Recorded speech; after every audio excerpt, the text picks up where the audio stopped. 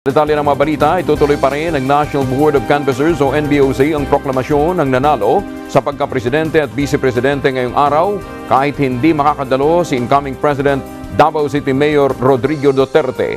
Ayon kay Senate President Franklin Drilon, wala siyang nakikitang problema na kahit wala si Duterte sa proklamasyon.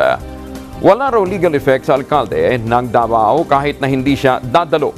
Nabatid na noong Sabado ng gabi, iginit ni Duterte na hindi ito dadalo sa proklamasyon ng Kongreso. Kinumpirma naman ni Drilon na Vice Chairman ng Liberal Party na dadalo si incoming Vice President Leni Robredo sa proklamasyon. Una nang sinabi ng NBOC na wala silang nakikitang problema kung dadalo o hindi ang mga inaasahang panalong kandidato.